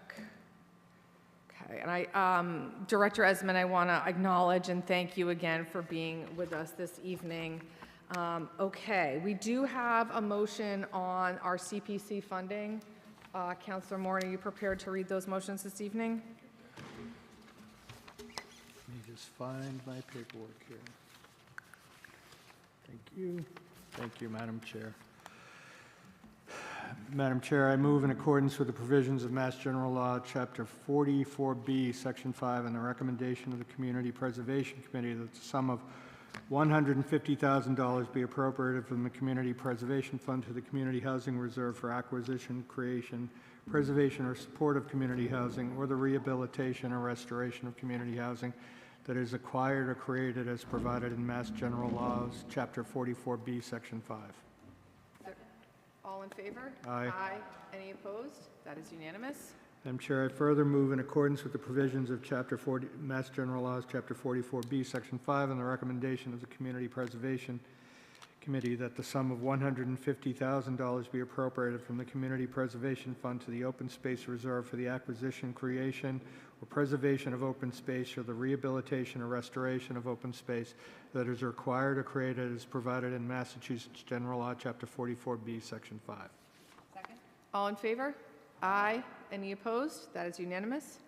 Madam Chair, in accordance with the provisions of Mass General Law, Chapter 44B, Section 5, and the recommendation of the Community Preservation Committee that the sum of $150,000 be appropriated from the Community Preservation Fund to the Historic Resources Reserve for the acquisition, preservation, rehabilitation, or restoration of historic resources as provided in Mass General Laws, Chapter 44B, Section 5. Second. All in favor? Aye. Any opposed? That is unanimous.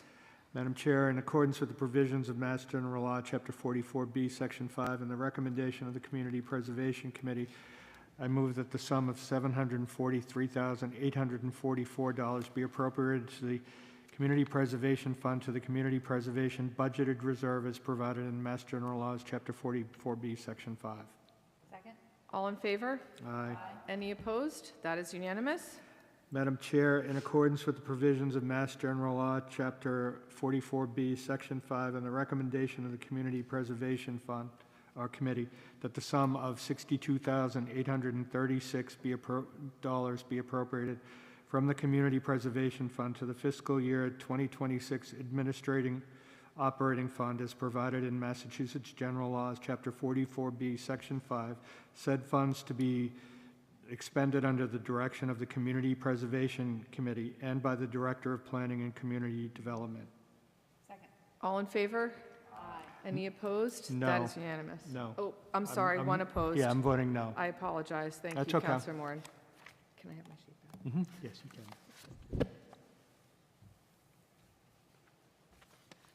Okay. All right.